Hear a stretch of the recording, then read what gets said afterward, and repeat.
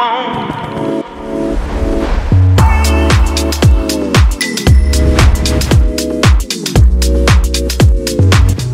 a ngi teewlu seen Rewmi 24 TV. Je pense que ça fait plus de 5 ans. Vous parlez de quelle condamnation définitive? Est-ce que vous pouvez, de grâce, respecter les Sénégalais et arrêter votre acharnement sur ma modeste personne? Je ne vous ai absolument rien fait. Et ce n'est pas parce que le prince a dit que vous, monsieur le ministre de la Justice, vous ne faites pas votre travail, mais que vous devez vous donner un spectacle. Je suis désolé, monsieur le ministre de la Justice. Vous avez été dans ce pays procureur de la République. Vous êtes magistrat et vous connaissez très bien le dossier de la fusillade de Mermoz Sacré-Cœur. Et vous savez très bien si on m'a provoqué ou pas. Maintenant, monsieur le ministre de la Justice, pendant qu'on y est, par respect à l'intelligence des Sénégalais, radiation pour radiation, je vous demande aussi de radier un autre député qui semblerait qu'il a déjà été définitivement aussi condamné. Sinon, c'est 2 poids, 2 mesures. Ça veut dire c'est la justice des vainqueurs. Et vous n'avez pas été élu pour ça. Ensuite, mais pendant qu'on y est, il y a des gens qui ont dit ici qu'ils vont abroger la loi d'amnistie. On est d'accord? Mais pendant qu'on y est, je le ministre de la Justice, il faudra répondre aux Sénégalais le moment venu. Si on abroge la loi d'amnistie, l'actuel président de la République du Sénégal, il reste au palais ou il retourne en prison? Comme vous voulez prendre les Sénégalais pour des canards sauvages. Monsieur le ministre de la Justice, l'actuel soi-disant premier ministre du Sénégal, il reste à la primature ou bien il retourne en tôle? Parce qu'ils sont sortis de prison à cause de cette loi d'amnistie. Si on abroge la loi d'amnistie, je vous pose seulement la question, il reste en poste ou il retourne en prison? Arrêtez de vous amuser avec l'intelligence des Sénégalais et surtout arrêtez de vous amuser avec la justice. On ne s'amuse pas avec la justice. C'est la raison pour laquelle vous me permettrez de dire que nous avons pris la décision de déposer un recours, pas pour retourner à l'Assemblée nationale, parce que j'ai déjà décidé que je ne siégerai pas dans cette 15e législature, pour des raisons personnelles, et par respect aux Sénégalaises et aux Sénégalais, je ne souhaiterais pas évoquer ces raisons.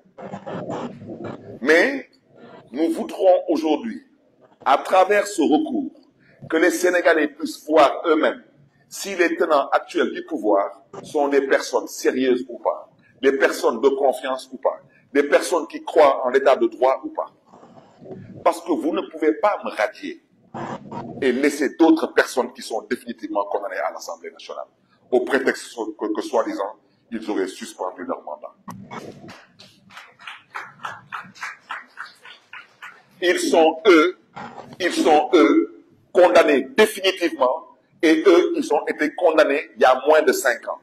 Donc, eux, ils méritent d'être radiés, mais pas moi. Moi, j'ai été condamné il y a plus de 5 ans. Et je le répète, la condamnation définitive, c'est celle qui est prononcée par la Cour d'appel et non par la Cour suprême. La Cour suprême ne juge pas. Et vous savez très bien de quoi je parle. Et tous les experts du droit peuvent confirmer ce que je dis.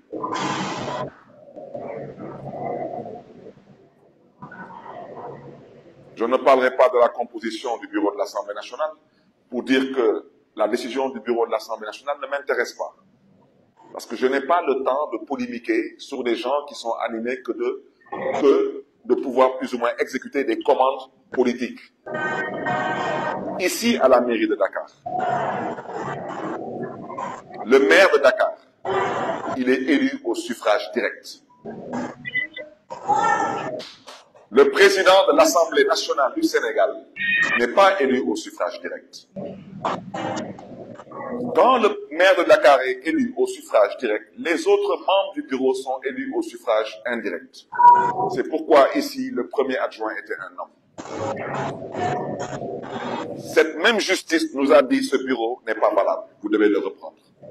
Voici ce qui nous a poussé à reprendre la composition du bureau municipal de la ville de Dakar. Alors, l'Assemblée nationale, qui est supposée être aujourd'hui le berceau de la vertu, eh bien, eux, ils décident de violer la loi sur la parité. Et c'est eux-mêmes qui ont voté la loi sur la parité. Alors, vous voulez que je pense quoi de leur décision du bureau de l'Assemblée? Vous m'excuserez, je n'ai que du mépris envers cette décision. Je terminerai par le troisième point. Le troisième point, ça concerne la mairie de Dakar. Alors là, je voudrais que les choses soient bien dites. Il y a des choses qui sont passées à l'Assemblée nationale. Il y a des choses qui sont passées ailleurs. Ce qu'ils ont envie de faire à la mairie de Dakar, je tiens à vous le dire tout de suite, nous ne l'accepterons pas.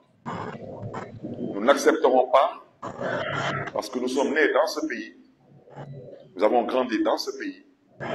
Nous sommes dans ce pays devenus des responsables à la sueur de notre front. Et il y a des choses que nous n'accepterons pas venant de qui que ce soit. Et ce que j'ai à dire ici, je veux que ce soit entendu de tous. Que ce soit surtout bien entendu au niveau de la communauté internationale.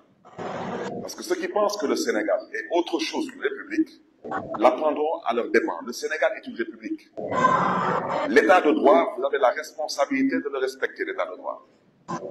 Vous avez la responsabilité de respecter et de faire respecter les textes et les lois qui sont en vigueur dans ce pays et qui font de ce pays un état de droit. Vous pouvez vous débarrasser de n'importe quel député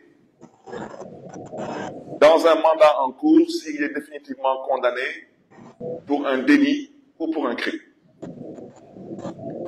Comme il y a certaines personnes qui semblent ne pas connaître les textes, me permettrait de leur rappeler l'article 135 du Code général des collectivités locales, qui stipule que lorsque le maire ou tout autre conseiller municipal est condamné pour crime, je le répète, pour crime, virgule, sa révocation est de droit.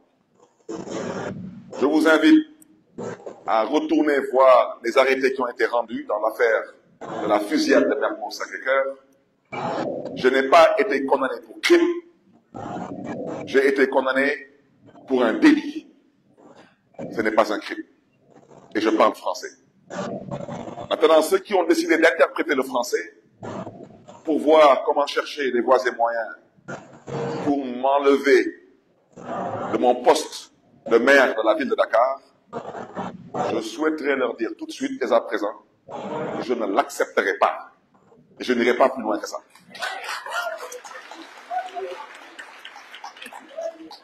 Maintenant, on est dans un pays dans lequel on dit souvent que on ne voit jamais la personne qui provoque. On ne voit que la personne qui se venge. Vous savez, une personne peut passer tout son temps à vous mordre. Tout son temps à vous mordre. Mais à un moment donné, vous allez sourire un peu pour qu'il puisse voir que vous aussi, vous avez des dents. C'est important. Parce que quand il verra que vous n'êtes pas édenté, il comprendra que vous aussi, vous pouvez mordre. Parce qu'il y a des choses que personne n'acceptera. Je souhaiterais leur dire et surtout interpeller les bailleurs de fonds, les partenaires techniques et financiers de ce pays. Parce que le Sénégal est un État aujourd'hui qui est respecté et respectable parce qu'il respecte certains critères. On ne peut pas passer son temps dans une république à décider d'enlever à d'honnêtes citoyens leur mandat électif seulement parce qu'on a décidé qu'on est fâché et qu'on veut soi-disant, on veut se venger. Si vous êtes fâché, c'est votre problème. Et si vous voulez vous venger, c'est aussi votre problème.